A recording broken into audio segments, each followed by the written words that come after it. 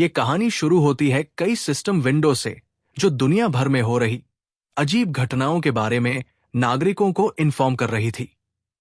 मछुआरों को समुद्र के किनारे एक विशाल एबलोन मिला था, इतना बड़ा कि 10 लोग भी उसे घेर नहीं सकते थे। शक था कि ये न्यूक्लियर वेस्ट वाटर की वजह से म्यूटेटेड हो गया है।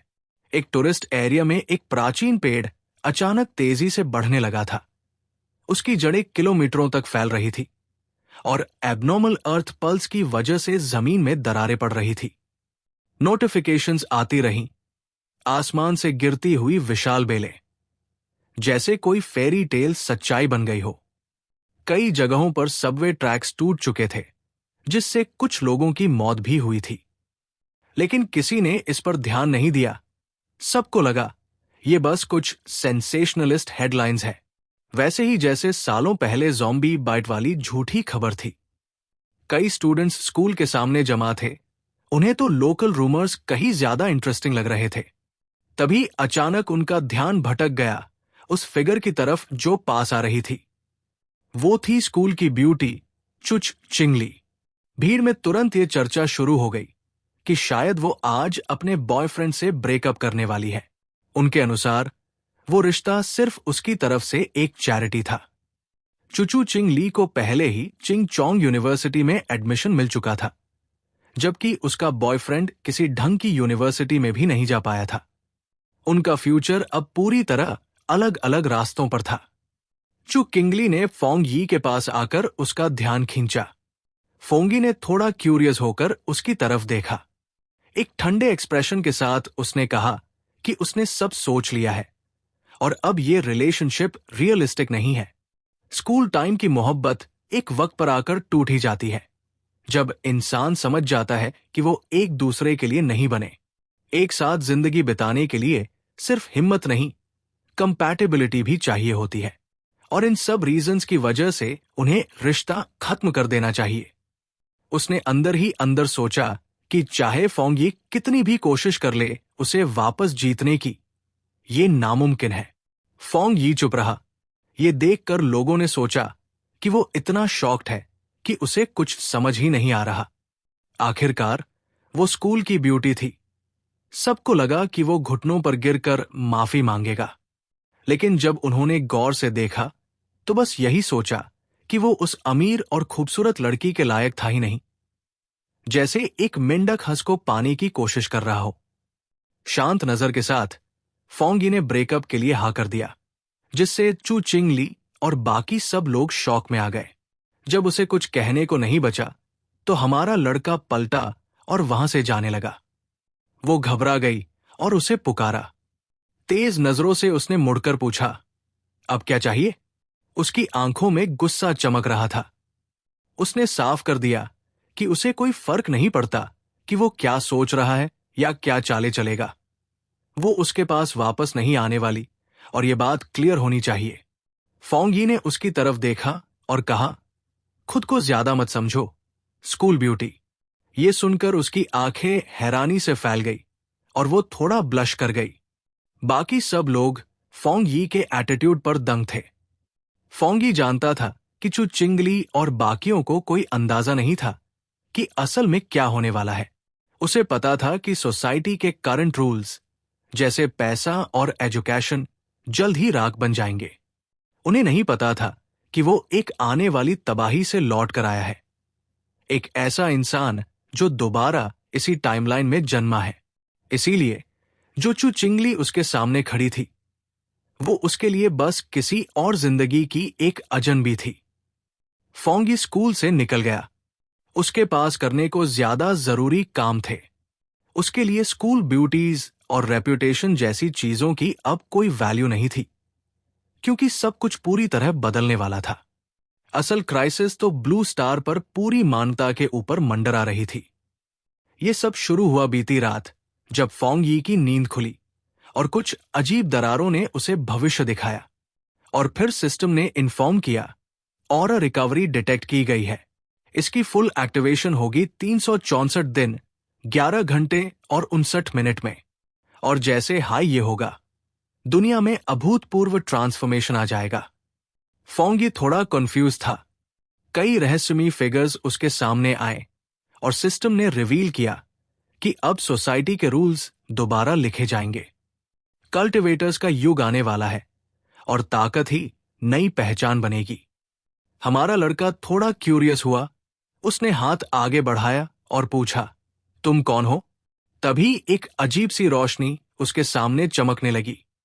एक सिस्टम विंडो खुली जिसमें लिखा था कि यह सिस्टम ब्रह्मांड के छोर से आया है, कॉस्मिक सीक्रेट्स और टॉप टियर एल्गोरिदम से बना है।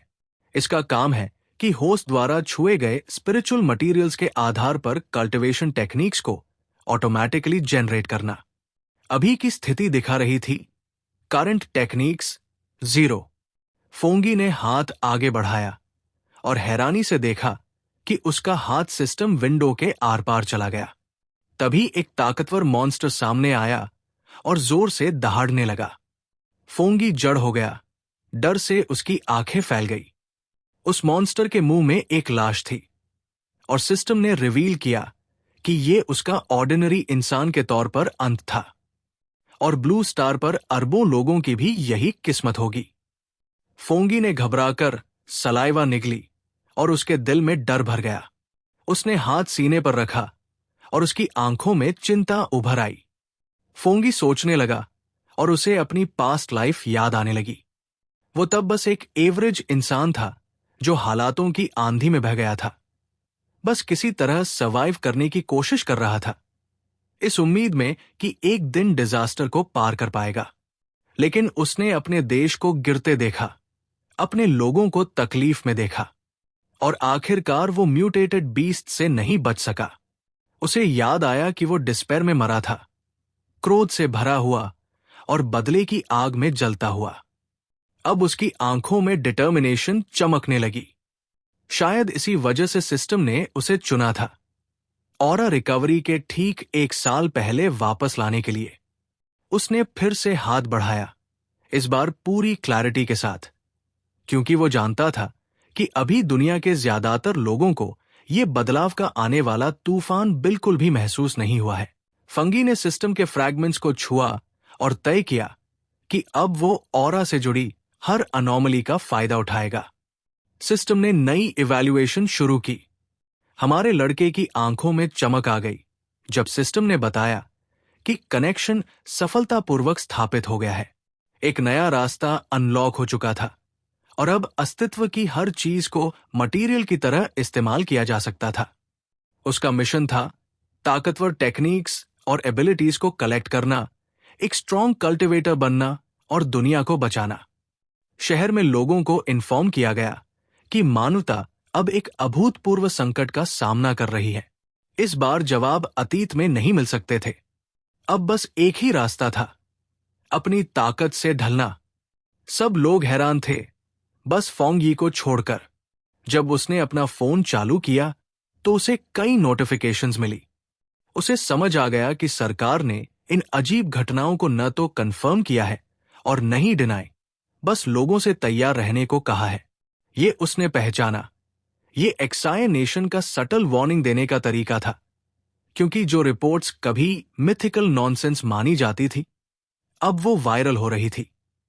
उसकी आंखों में उदासी आ गई क्योंकि उसे अपना पास्ट याद आ गया। वो जानता था कि एक्साई नेशन का ये इनडायरेक्ट और शांत अप्रोच लोगों को शांत और भरोसे में रखने में मदद करता है। ये तरीका धीमा और मुश्किल था, लेकिन पड़ोसी देशों के क्योस और गनफायर से कहीं ज्यादा इफेक्टिव था। फिर उसे याद आया कि सिस्टम ने बताया था कि वो कुछ भी इस्तेमाल कर सकता है। इसका मतलब था कि उसे वहां जाना चाहिए जहां अनोमलीज हो रही हों। उसका ध्यान फोन पर गया। वो खबर नंबर 1 ट्रेंडिंग में थी। चिंगचंग यूनिवर्सिटी में यूवी इंडेक्स ने इस सदी का हिस्टोरिक रिकॉर्ड पार कर लिया था। इस वजह से हीट वार्निंग जारी किया गया था और नए स्टूडेंट्स को सलाह दी गई थी कि वो सेफ्टी प्रिकॉशंस लें और सनस्क्रीन का इस्तेमाल करें। स्टूडेंट्स थोड़े कंफ्यूज थे। उन्हें लगा कि अब तो टॉप यूनिवर्सिटीज भी सेंसेशनलिस्ट मार्केटिंग करने लगी है। सबको यकीन था कि ये झूठ है, बस किसी पेड टॉपिक को ट्रेंड करवाया गया है, क्योंकि ऐसी गर्मी तो लोगों की जान ले सकती है। फैंग यी ने आसमान की तरफ देखा। बादलों से भरा हुआ था। फिर उसने अपना यूवी मीटर एक्टिवेट किया। रीडिंग थी 0। वो थोड़ा कंफ्यूज्ड हो गया, समझ नहीं पा रहा था कि वेदर इतना अलग कैसे हो सकता है, जबकि चिंगचंग यूनिवर्सिटी यहां से बस 15 मिनट की दूरी पर थी। यूनिवर्सिटी से ब्लेजिंग सन की इमेजेस पब्लिश हुई और स्टूडेंट्स को इन्फॉर्म किया गया कि रजिस्ट्रेशन जारी रहेगा, लेकिन नॉर्थ गेट से एंट्री अवॉइड की जाए क्योंकि वही यूवी इंडेक्स हाईएस्ट है। बाकी सभी गेट्स खुले रहेंगे। फोंगी हल्का सा मुस्कराया। उसे पता था, जब पहली बार अनॉमलीज होती हैं तो लोग उन्हें पब्लिसिटी स्टंट ही समझते हैं, लेकिन सच्चाई सिर्फ उसे मालूम थी। उसकी आंखों में खुशी की चमक थी क्योंकि उसका पहला मौका आ चुका था। फैंग यी ने कपड़े बदले और निकल पड़ा चिंगचंग यूनिवर्सिटी की ओर। सभी लोग अम्ब्रेलास लेकर चल रहे थे। इतनी गर्मी थी कि पेड़ों के पत्ते तक झड़ चुके थे। हमारा लड़का सीधे नॉर्थ गेट पर गया, सबसे कम भीड़ वाला गेट। उसे यकीन था कि कुछ न कुछ गड़बड़ जरूर है। आसमान से चमकती हुई राख गिरने लगी। बाकी स्टूडेंट्स वहां से भागने लगे ताकि झुलसने से बच सकें, लेकिन फैंग यी की नजर बस उसी पर टिकी रही। वो बैठ गया और उसने फैसला किया कि वो उसे छुएगा। जैसे ही उसकी उंगली राख से टच हुई, एक तेज रोशनी उसमें से निकलने लगी और सिस्टम ने बताया कि उसने यांग एट्रीब्यूट में इंटेंस फ्लक्चुएशन डिटेक्ट किया है और उसका डेटा टेम्पलेट अनलॉक किया जा रहा है। एनर्जी फैंग यी के शरीर में प्रवेश करने लगी, जिससे उसे भीषण दर्द हुआ। एक तेज चमक उसके शरीर से निकलने लगी। लोगों ने अपनी आंखें ढक ली ताकि अंधे न हो जाएं। उन्हें कुछ समझ नहीं आ रहा था। सबको लगा कि वो हैल्यूसिनेट कर रहे हैं। एनर्जी ने उसके कपड़े जलाने शुरू कर दिए, जिससे उसने अपने दांत भींच लिए। उसने अपने सिर पर हाथ रखा और पागल होने लगा। समझ नहीं पा रहा था कि सिस्टम का कंपाइलेशन खत्म हुआ या नहीं। उसे लग रहा था जैसे उसकी जान जा रही हो। कंपाइलेशन पूरा हुआ और फैंग यी को यांग एट्रीब्यूट टेक्निक मिली, गोल्डन सन ब्रीदिंग टेक्निक। कुछ समय बाद चिंगचंग यूनिवर्सिटी में नए स्टूडेंट्स की रजिस्ट्रेशन का दिन था। हमारे मेन कैरेक्टर की एक्स गर्लफ्रेंड रजिस्ट्रेशन एरिया में पहुंचती है। एक लड़का उसका सूटकेस उठाने को ऑफर करता है। फिर और लड़के उसका ध्यान पाने की कोशिश करते हैं, लेकिन वो सबको मना कर देती है और कहती है, मुझे तुम्हारी मदद की जरूरत नहीं है।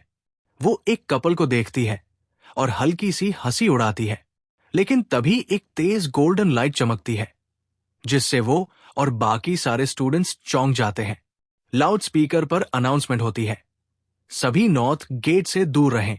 वो लड़की गंभीर हो जाती है और देखने का फैसला करती है कि हो क्या रहा है। नॉर्थ गेट पर एक जबरदस्त गोल्डन एनर्जी फूट रही थी। धुएं से एक डार्क फिगर उभरता है, जिससे बहुत स्ट्रॉन्ग प्रेजेंस महसूस हो रही थी। वो गहरी सांस लेता है। उसकी आंखों में एक तेज गोल्डन लाइट चमकने लगती है। एक स्क्रीन पॉपअप होती है जो बताती है कि उसने एक नई टेक्निक बनाई है और उसे 50 पॉइंट्स मिले हैं। वो स्क्रीन को देखता है और सोचता है, ये पॉइंट्स किस काम के हैं? फिर सोचता है, अभी जरूरी नहीं है, बाद में काम आएंगे। टाइम बीतता है। अब रात हो चुकी है। आसमान में एक अजीब दिखने वाला चांद है। फैंग ये अपनी नई ब्रीदिंग टेक्निक की प्रैक्टिस शुरू करता है। अगले दिन आसमान में तेज सूरज है और यूनिवर्सिटी में एक नई एनर्जी फैल रही है। कुछ स्टूडेंट्स नोटिस करते हैं कि आसमान एक पल के लिए अंधेरा और ठंडा हो गया और वो नॉर्थ गेट की तरफ दौड़ते हैं। भीड़ वहां इकट्ठा हो चुकी है। सब जानना चाहते हैं क्या हो रहा है। यूनिवर्सिटी का डीन गुस्से में है। पूछता है कि किसी ने वार्निंग को क्यों इग्नोर किया। एक ग्रुप भीड़ को चीरता हुआ आगे आता है और सभी उनके लिए रास्ता बनाते हैं। एक हुडेड इंसान गंभीर चेहरा लिए डीन से कहता है कि नॉर्थ गेट को पूरी तरह ब्लॉक कर दिया जाए। उसी मोमेंट में सिस्टम फैंग यी को बताता है, तुमने एक पोल्यूटेड एरिया को क्लीन कर दिया है। अब उसे पता चलता है कि सरकार को पहले से इन जगहों की जानकारी है और वो सोचने लगता है कि क्या और लोग भी हैं जो उसके जैसे हैं। एरिया में लोगों के ना घुसने की अलर्ट सुनकर हमारे लड़के को समझ आ गया कि अब मामला सीरियस हो चुका है। स्टूडेंट्स ने कुछ यूनिफॉर्म पहने हुए लोगों को देखा और सोचा कि क्या ये आर्मी से है। ऊपर एक रूफटॉप से फोंग यी ने देखा कि डिस्टर्बेंस पर काफी अटेंशन मिल रही है। उसकी लाल आंखें चमक रही थी। उसने तय किया अब उसे निकल जाना चाहिए और वो बिल्डिंग से नीचे कूद गया। नीचे वो रहस्यमयी हुडेड इंसान क्रैक्ड जमीन पर चल रहा था। एनर्जी के असर से जमीन फटी हुई थी। उस फिगर ने सीन को ध्यान से देखा। वो जमीन पर झुका और एनर्जी के बचे हुए निशान महसूस करने के लिए हाथ लगाया। फिर उसने जमीन का एक टुकड़ा उठाया और जांचने लगा कि असल में हुआ क्या था। हुडेड फिगर ने उस टुकड़े को स्टडी किया और समझ गया कि ये एनर्जी किसी इंसान ने पैदा की थी। तभी ऑफिशियल्स ने स्टूडेंट्स को वहां से हटाना शुरू किया, जबकि हुडेड इंसान दूर से सब कुछ देख रहा था। भीड़ में लड़के की एक्स गर्लफ्रेंड शॉक थी ये सुनकर कि ये सब सिर्फ एक इंसान ने किया है। उसी वक्त उसने किसी को दूर छलांग लगाते हुए देखा और सोचने लगी कि क्या वो उसका एक्स था, लेकिन फिर झटक कर वो ख्याल निकाल दिया। उसके मार्क्स से तो वो इस स्कूल में आ ही नहीं सकता था। दूर फोंग यी के घर पर सूरज ढल चुका था और रात हो चुकी थी। वो बेड पर लेटा था और कंप्लेन कर रहा था कि ठंडे शावर के बाद भी उसका शरीर अब तक गर्म है। गर्मी के कारण उसे नींद नहीं आ रही थी। उसे ये भी चिंता थी कि आज जो कुछ हुआ उससे शायद किसी ने उसे नोटिस किया हो। उसने अपना फोन उठाया और एक पॉपुलर न्यूज स्टोरी देखी कल्टिवेशन एसोसिएशन के बारे में। उसे याद आया कि पहले सब इसे इंटरनेट की एक मजाकिया बात मानते थे। उसे अचानक यूनिवर्सिटी में आए हुडेड लोग याद आए। शायद वो इसी एसोसिएशन से थे। क्यूरियस होकर उसने पूरी न्यूज पढ़नी शुरू की। उसमें बताया गया था कल्टिवेशन के अलग अलग लेवल्स के बारे में, गोस्ट एक्ट से लेकर टोटल ट्रांसेंडेंस तक। कमेंट्स में लोग इसे मजाक समझ रहे थे, लेकिन फंगी सोचने लगा, क्या ये अनाउंसमेंट सच है? उसे लगा कि अपनी पिछली जिंदगी में एक आम इंसान होने के नाते वो इन सब बातों से अनजान था। बेड पर बैठा वो कल्टिवेशन एसोसिएशन के बारे में सोचने लगा और डिसाइड किया कि वो अपनी टेक्निक फिर से ट्राई करेगा। उसने आंखें बंद की और फोकस करके ट्रेनिंग शुरू की।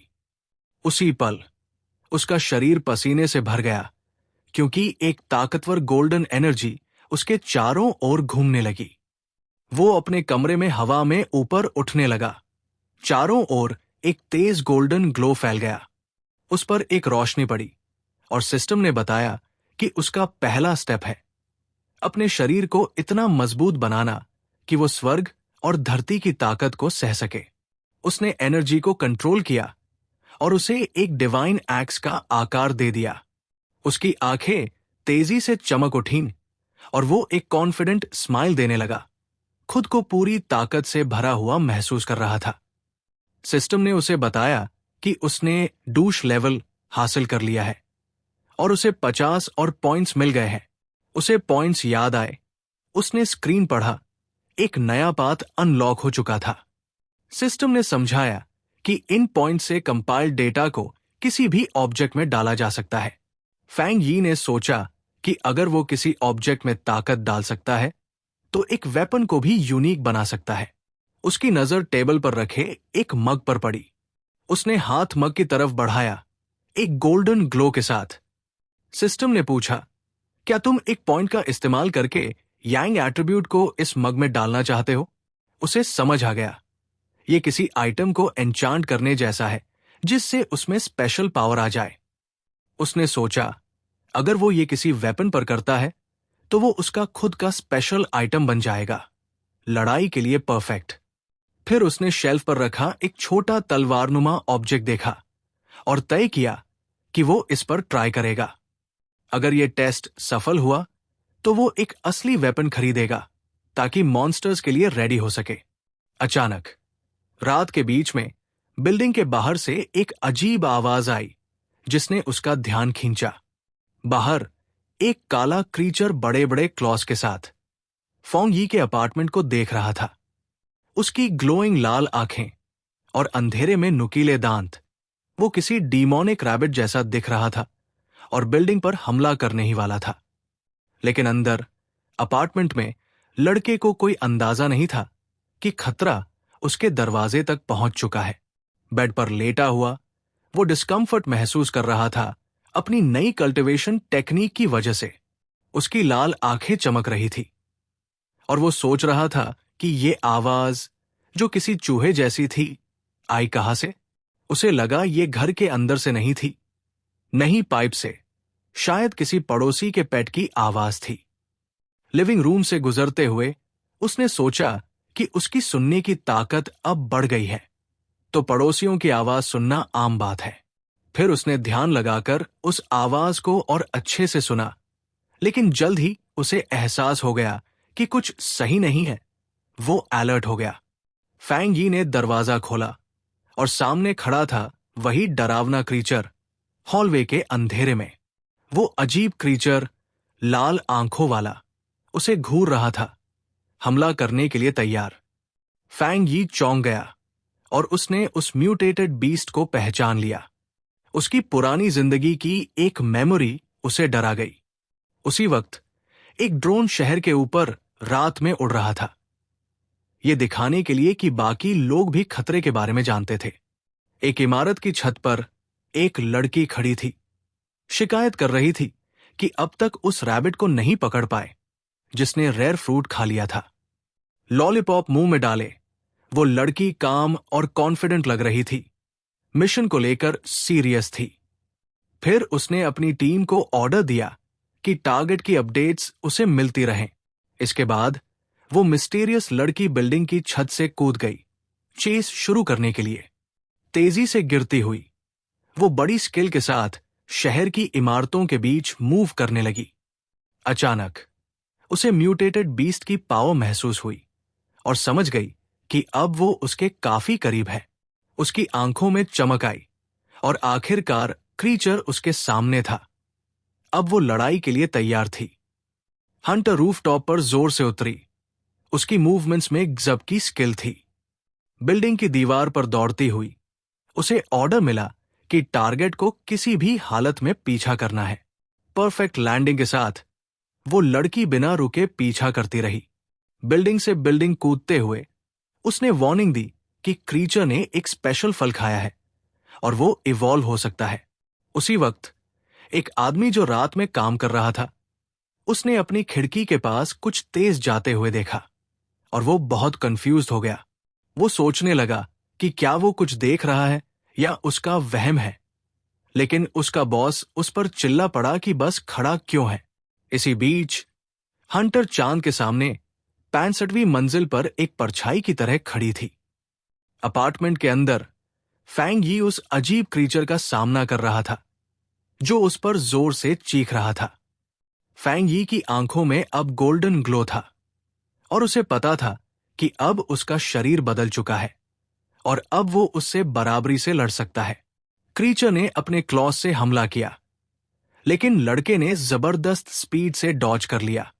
फैंग यी को लगता है कि अब उसकी बॉडी सच में बदल गई है और अब वो हमलों को स्लो मोशन में देख सकता है। हाथ में सन एनर्जी लेकर वो सोचता है कि कोई म्यूटेटेड बीस्ट इतनी जल्दी यहां कैसे आ गया। फिर उसे अपनी पास्ट लाइफ की बातें याद आती है और वो मॉन्स्टर का सामना करता है। उसे पता है कि वो क्रीचर अभी तक पूरी तरह इवोल्व नहीं हुआ है और नाइट उसे और ज्यादा ताकतवर और गुस्सैल बना देता है। इसलिए वो तेजी से आगे बढ़ता है ताकि उसे रोक सके, वरना बिल्डिंग में सब मर जाएंगे। फॉन्ग यी उस क्रीचर को अपनी एनर्जी से भरे हाथ से पकड़ लेता है। हैरान कर देने वाली ताकत के साथ वो डर के बिना उस अजीब क्रीचर को काट लेता है। वो मॉन्स्टर को कसकर पकड़ता है और उसकी सुनहरी आंखें ठंडी और फोकस्ड नजर से चमकती है। फिर वो जवान क्रीचर को हवा में घुमाता है और महसूस करता है कि उसकी पूंछ उसकी कमजोरी है। मौका पाकर वो बीस्ट की पूंछ को पूरी ताकत से पकड़ता है। फंगगी उस मॉन्स्टर को खिड़की से टकरा देता है और वो जोर से टूट जाती है। उसका मुक्का सुनहरी रोशनी में चमकता है और वो जोरदार पंच के लिए तैयार होता है। लड़का एक एनर्जी बीम छोड़ता है जो हवा में क्रीचर से टकराती है। मॉन्स्टर पूरी तरह उस ब्राइट गोल्डन बीम में ढक जाता है, लेकिन वो क्रीचर अपने पंजों से उस एनर्जी को पकड़ लेता है और उसकी पावर लेने की कोशिश करता है। फैंग ये समझ जाता है कि ये मॉन्स्टर उसकी यांग पावर चुराने की कोशिश कर रहा है और वो पलट कर लड़ता है। उसे लगता है कि सूरज की शक्ति बहुत ज्यादा है और ये रैबिट खुद को ही बर्बाद कर रहा है। कुछ ही देर में एक गोल्डन एक्सप्लोजन उस मॉन्स्टर को धक लेती है जो इतनी एनर्जी संभाल नहीं पाता। सामने वाली बिल्डिंग में एक कपल शोर से उठ जाता है और आदमी सोचता है कि कहीं ये बिजली तो नहीं थी। फिर वो खिड़की के पास जाता है, लेकिन बाहर कुछ अजीब नहीं दिखता। हमारा हीरो जमीन पर उतरता है। चारों ओर उसकी बची हुई सुनहरी एनर्जी फैली होती है। वो जवान सोचता है कि ये क्रीचर एक भूखे भटकते भूत जैसा था जो उसकी शक्ति को खाना चाहता था। लड़ाई के बाद मॉन्स्टर की आंख जमीन पर गिरती है और उसमें से अजीब काला धुआं निकलता है। गंभीर नजर से वो क्रीचर के बचे हुए हिस्से को देखता है जिसे उसने अभी हराया है। बिना कुछ सोचे वो जोर से उस आंख पर पैर मारता है और बचे हुए बीस्ट को कुचल देता है। उसे समझ आता है कि ये क्रीचर ऑफ द नाइट उसकी विपरीत यांग टाइप शक्ति के लिए बुरी तरह से तरस रहा था। वो जवान सोचता है कि अगर वो नॉर्मल होता तो ये मॉन्स्टर बिल्डिंग के सब लोगों को आसानी से खा जाता। इसी से उसे पता चलता है कि अब उसे आगे के खतरों से लड़ने के लिए और टेक्निक्स सीखनी होंगी। इसी बीच एक रहस्यमयी लड़की चांदनी रात में हवा में कूदती है, एक हंटर की तरह दिखती हुई। गजब की स्पीड के साथ वो जवान लड़की एक बिल्डिंग की साइड से बहुत तेजी से नीचे दौड़ती है। जब वो सीन पर पहुंचती है तो उस मिस्टीरियस हंटर की आंखें हैरानी से खुल जाती है। रात के सन्नाटे में खड़ी वो सोचती है कि कहीं कोई और तो उसका टारगेट नहीं मार गया। जमीन पर घुटनों के बल बैठकर वो नोट करती है कि टारगेट पूरी तरह से नष्ट हो चुका है और अब वो नाइट एट्रीब्यूट वापस लेने की कोशिश करेगी। लेकिन जैसे ही वो मॉन्स्टर के बचे हुए हिस्सों को छूती है, उसे एक सुनहरी एनर्जी चौंका देती है जो अभी भी वहां मौजूद है। वो लड़की फिर तेज गर्मी और जलती हुई शक्ति को महसूस करती है, जिससे वो तुरंत पीछे हट जाती है। वो जवान औरत यूनिवर्सिटी गेट की एनर्जी को याद करती है और समझ जाती है कि ये कोई कोइंसिडेंस नहीं है। इस खोज के बाद वो लड़की अपना कम्युनिकेटर ऑन करती है, चेहरा गंभीर और निश्चय से भरा हुआ। वो अपने बेस को बताती है कि टारगेट को एक पावरफुल नए फॉरेनर ने मारा है जिसके पास खास एबिलिटी है। कम्युनिकेटर से एक वॉइस पूछता है कि क्या वही इंसान गेट को भी साफ कर चुका है और रैबिट को भी मारा है। एक आदमी कंफर्म करता है कि उनके पास उस इंसान की कोई जानकारी नहीं है और एसोसिएशन को उसे रिक्रूट करना होगा। सिल्वरहेड लड़की इस प्लान से सहमत होती है। फिर वो बड़ी सावधानी से उस छोटी सी एनर्जी की लॉ को अपनी ड्रेस पर लगे एक कंटेनर में रखती है। उसका बॉस कहता है कि उसे बाकी सारे मिशंस रोकने होंगे और अब उसका सिर्फ एक टारगेट होगा, नए 4 एरनर को ढूंढना। इस पर मिस्टीरियस हंटर शांति से अपना लॉलीपॉप खोलती है। लड़की वो कैंडी मुंह में डालती है और कहती है कि उसे नया आदेश अच्छे से समझ आ गया है। लेकिन मिशन शुरू करने से पहले वो कहती है कि पहले उसे थोड़ा मिल्क टी लेना होगा ताकि वो रिलैक्स कर सके। कम्युनिकेटर की वॉइस सोचती है कि ये रहस्यमयी और ताकतवर इंसान आखिर है कौन। लड़की भी मानती है कि प्रेसिडेंट सही था और अब उसे इस पावरफुल मास्टर से जरूर मिलना चाहिए। फोंगी का दिन शुरू होता है सुनरिसे के साथ। वो स्ट्रेच करता है, ट्रेनिंग के लिए तैयार। उसे पता है कि जल्दी उठना उसकी शक्ति के लिए अच्छा है, इसलिए वो एक और सेशन के लिए खुद को तैयार करता है। लड़ाका अपनी ब्रीदिंग मेथड इस्तेमाल करता है, सुबह की गोल्डन एनर्जी को अंदर लेता है। जैसे ही एनर्जी उसे भरती है, उसकी आंखें गोल्डन पावर से चमकने लगती है। वो गोस्ट एक्स रियल में प्रवेश करता है और टेक्निक की शक्ति को महसूस करता है। एक अचानक बर्स्ट ऑफ एनर्जी उसे चौंका देता है। उसे एहसास होता है कि वो फिर से और ज्यादा ताकतवर हो रहा है। शक्ति उसके शरीर में बहती है और वो उसे कंट्रोल करने पर ध्यान लगाता है। वो एक कसकर मुट्ठी बनाता है। अब एनर्जी उसके हाथ में है। वो अपनी की एक्स समन करता है और देखता है कि अब वो हथियार उसे ज्यादा हल्का लग रहा है। वो हथियार के हैंडल को मजबूती से पकड़ता है, अपनी नई ताकत को आजमाने के लिए तैयार। योद्धा सुनहरे एक्स को अपने सिर के ऊपर उठाता है, एक जबरदस्त वार की तैयारी में। वो 2 स्टार गोस्ट एक्स रियल्म तक पहुंचता है, अपनी पूरी ताकत रिलीज करता है। अब उसकी आंखों में सुनहरी लपटें जल रही होती है, उसकी नई शक्ति दिखा रही है। फंगी का शरीर अब पहले से कहीं ज्यादा मजबूत और सख्त महसूस होता है। इस बदलाव के बाद वो इतनी जल्दी इसलिए ग्रो कर गया क्योंकि उसने पिछले पावर अप से बची हुई एनर्जी का उपयोग किया। फंगी तय करता है कि अब से वो धीरे धीरे और ध्यान से लेवल अप करेगा, एक कदम एक समय में। लेकिन उसकी बढ़ती हुई ताकत बहुत ध्यान खींचती है, इसलिए उसे अब एक ज्यादा प्राइवेट जगह चाहिए। एसोसिएशन के ऑफिस में एक आदमी हवा में कुछ अजीब सा महसूस करता है।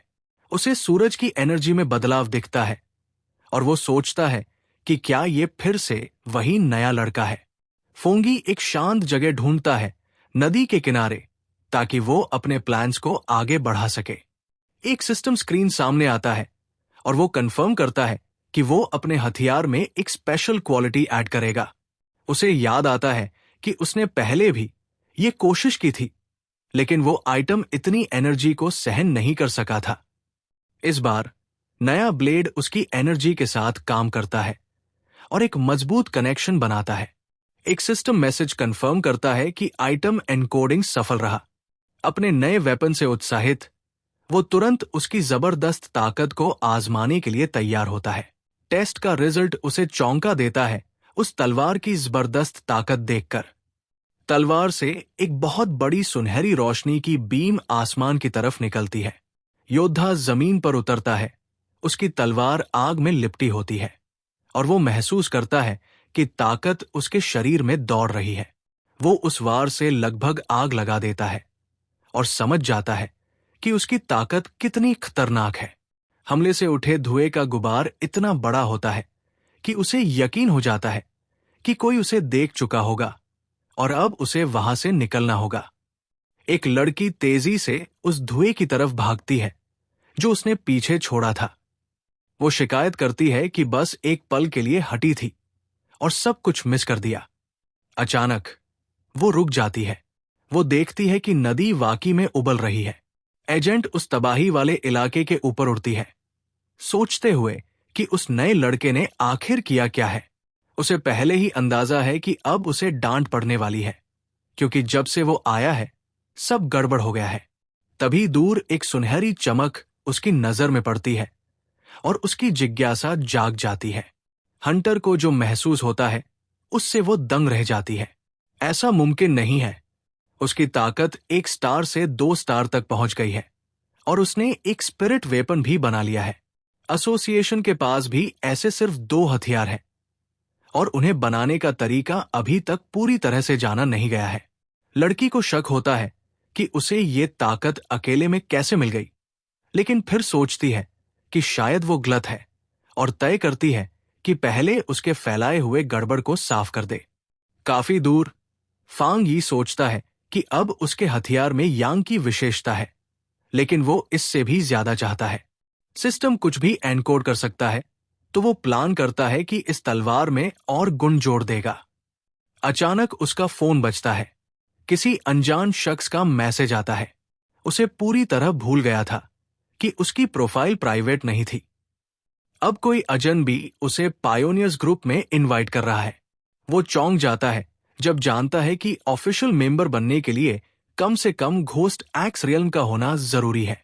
वो अजनबी एक नए पॉल्यूशन जोन की बात करता है और उसे ग्रुप हंट के लिए बुलाता है। वो लोकेशन मांगता है और अजनबी उसे शैडो रिवर के लावा ड्रैगन की एक फाइल भेजता है। उस जोन में लावा और वही यांग विशेषता है जो अब उसके पास है, इसलिए फांग यी उस इनवाइट को एक्सेप्ट कर लेता है। काफी दूर बिनमुड डिस्ट्रिक्ट में एक ग्रुप किसी ओल्ड ली के दोस्त का इंतजार कर रहा होता है। एक मेंबर कहता है कि लड़की का मैप इतना अच्छा था कि वो आराम से वहां पहुंच गया। ब्लॉन्ड लड़की सबको आने के लिए धन्यवाद कहती है और बताती है कि उन्हें साथ मिलकर काम करना होगा।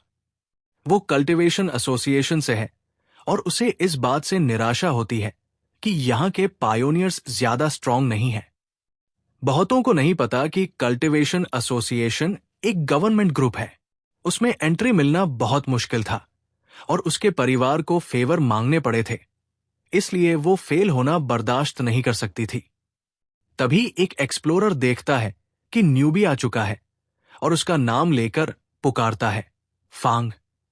फांग ये अपनी नई तलवार के साथ जबरदस्त एंट्री करता है और ग्रुप को अपना परिचय देता है। एजेंट उसकी ताकत से चौंक जाती है, लेकिन देखती है कि उसकी ऑरा डरावनी नहीं बल्कि गर्मजोशी भरी है। चूंकि अब टीम पूरी हो चुकी है, लीडर सिग्नल देती है और वो लोक केव के एंट्रेंस की तरफ बढ़ते हैं। फांग ही आगे बढ़ने का फैसला करता है और ब्लॉन्ड एजेंट से कहता है कि लाइट का ध्यान रखे। ग्रुप केव में चलता है और उनमें से एक फांग को ढीले पत्थरों के बारे में सावधान करता है। उन्हें थोड़ा अजीब लगता है कि ये जगह अभी तक ज्यादा गर्म क्यों नहीं है। फांग ये सोचता है कि टीम ने उसे कितनी जल्दी स्वीकार कर लिया और महसूस करता है कि इस कठिन समय में ये दोस्ती सच्ची लगती है। फांग ये आगे बढ़ता जाता है और उसके पैरों के नीचे की जमीन का रंग बदलने लगता है, जो बताता है कि खतरा पास है। अचानक वो एक बहुत बड़े ओपनिंग में पहुंचते हैं और हैरान रह जाते हैं जब सामने उबलते लावा की एक नदी दिखती है। बिना देर किए फांग खतरे की तरफ भागता है और ब्लॉन्ड एजेंट चिल्ला उठती है कि इतना लापरवाह मत बनो। सबको चौंकाते हुए योद्धा अपनी तलवार सीधा लावा में घुसेड़ देता है। एक्सप्लोरर घबरा जाते हैं और मदद के लिए चिल्लाते हैं। एक जोरदार धमाका पूरी टीम को पीछे फेंक देता है और फांग यी का सिस्टम एक वर्ल्ड वाइड समस्या डिटेक्ट करता है और डेटा को एनालाइज करने लगता है। जब उसने अपनी तलवार लावा में डाली, सिस्टम ने उस अजीब घटना का विश्लेषण किया और एक नई ताकत का खुलासा किया, इनर फ्लेम, जिसमें बहुत ही ज्यादा इंटरनल टेम्परेचर और विस्फोटक गुण थे, और स्कारलेट फ्लेम स्वॉर्ड टेक्निक, जो तब एक्टिवेट होती जब तलवार को खींचा जाता और तलवार आग और बिजली से ढक जाती। संकल्पित, फांग यी ने अपनी तलवार को मजबूती से पकड़ा। उसकी आंखें और तलवार दोनों जलती हुई ऊर्जा से चमकने लगे। ये टेक्निक उसकी टांग तलवार के लिए एकदम परफेक्ट थी। नीचे बाकी एक्सप्लोरर्स जो पहले वाले धमाके से पीछे फेंके गए थे, हैरान रह जाते हैं जब फांग यी आग के एक बवंडर के बीच में बिना किसी नुकसान के खड़ा होता है और समझ जाते हैं कि उसका हथियार लावा की ताकत को सोख रहा है। फांग यी फिर अपने स्क्रिप्ट पॉइंट्स का इस्तेमाल करके स्कारलेट फ्लेम विशेषता को हमेशा के लिए अपनी तलवार में एम्बेड कर देता है, जो अब ऊर्जा से जल रही होती है। जब आग शांत होती है, उसके साथी मानते हैं कि शायद उसे एक छोटा कल्टीवेशन एक्सीडेंट हुआ था और अब वो रिकवर कर चुका है। ग्रुप बहुत उत्साहित हो जाता है क्योंकि अब उन्हें महसूस होता है कि केव की स्पिरिचुअल एनर्जी स्टेबल हो चुकी है। उनमें से एक खुश होकर कहता है कि अब वो इसे आसानी से एब्जॉर्ब कर सकता है, जबकि दूसरा, जो अपनी कल्टीवेशन जर्नी शुरू करने ही वाला था, खुशी से शाओया का नाम पुकारता है। ब्लॉन्ड एजेंट शाओया उन्हें ट्रेनिंग के लिए प्रोत्साहित करती है और कहती है कि वो पहरा देगी, और टीम उसे इस मौके के लिए धन्यवाद देती है। अचानक ये शांति टूट जाती है जब शाओया एंट्रेंस पर कुछ लोगों के आने का एहसास करती है और चेतावनी देती है कि दूसरे पायोनियर्स आ रहे हैं। 3 मस्कुलर आदमी अंदर आते हैं, जिनमें से एक की एक आंख पर पैच होता है और उसकी लाल आंखें चमक रही होती है। वो घमंड से कहता है कि अब ये संसाधनों से भरपूर इलाका उनका है। शाओया चिंतित हो जाती है क्योंकि वो पहचानती है कि ये तीनों 1 स्टार घोस्ट एक्स रियल्म के हैं, एक ऐसा लेवल जिसे उसकी टीम चुनौती नहीं दे सकती। खतरा होने के बावजूद शाओया उन्हें समझाने की कोशिश करती है। वो विनम्रता से कहती है कि वो पहले पहुंच गए थे और चाहें तो वो भी ज्वाइन कर सकते हैं, लेकिन उसकी डिप्लोमेसी का मजाक उड़ाया जाता है। आंख पर पैच वाला लीडर उसकी लेवल का मजाक उड़ाता है और कहता है कि या तो भाग जाओ या अंजाम भुगतो। शाओया का चेहरा सख्त हो जाता है।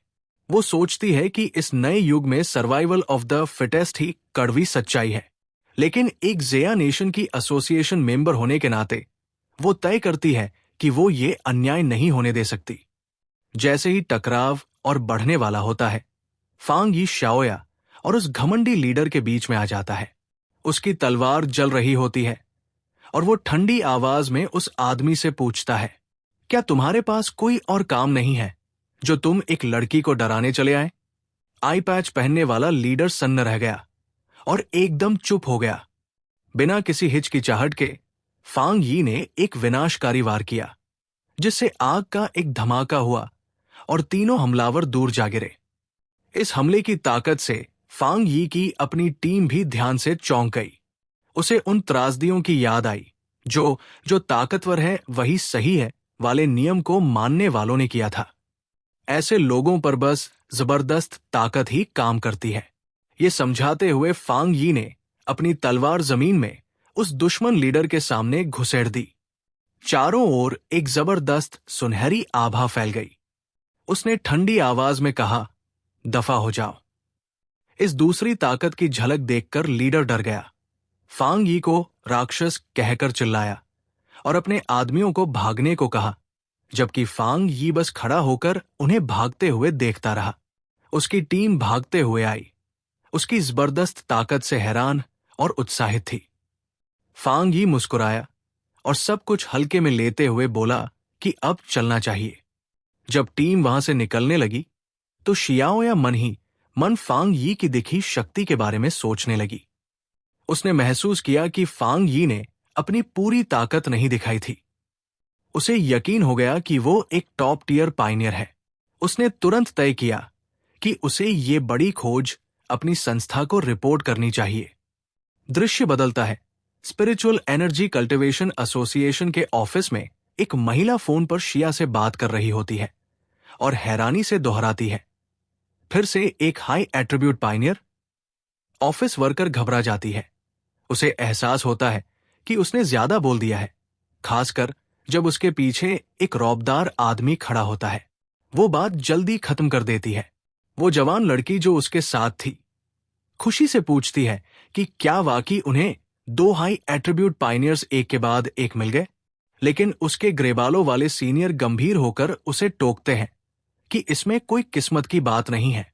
वो समझाते हैं कि हर हाई एट्रीब्यूट व्यक्ति एक नए शक्ति केंद्र में बदल जाता है और यही बात उन्हें तनाव देती है। एक धूप से भरे आसमान के नीचे फांग यी शहर लौटता है। वो अपने आप को एक कॉस्प्लेयर की तरह दिखाने की कोशिश करता है, लेकिन उसकी ताकत और असली तलवार देखकर लोग और ज्यादा ध्यान देने लगते हैं। चलते चलते उसे पता चलता है कि गुफा में हुए हादसे की खबर वायरल हो चुकी है। वो खुद को कोसता है, इतना ध्यान खींचना ठीक नहीं था। उसे मालूम था कि उसकी इंटरनल फ्लेम का फटना बहुत ज्यादा नजर में आ गया। वो मान लेता है कि उसकी टीम उस पर भरोसा तोड़ने वाली नहीं है, लेकिन अब एक ज्यादा जरूरी बात सामने थी।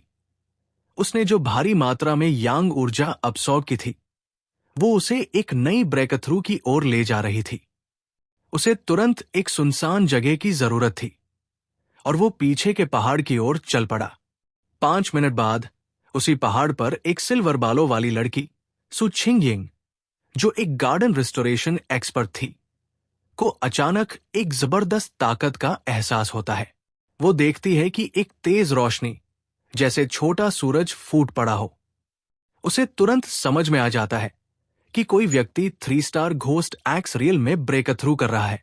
उस एनर्जी का स्केल देखकर वो हैरान रह जाती है। उसने कभी नहीं सोचा था कि उस स्तर की ब्रेक थ्रू इतनी भयंकर हो सकती है। जिम्मेदारी और पहचाने जाने की एक हल्की सी झलक से प्रेरित होकर वो उस ऊर्जा के स्रोत की ओर दौड़ पड़ती है। सोचती है कि इस रहस्यमयी व्यक्ति को आज पकड़ कर ही रहेगी। नेक्स्ट पार्ट के लिए कमेंट करो।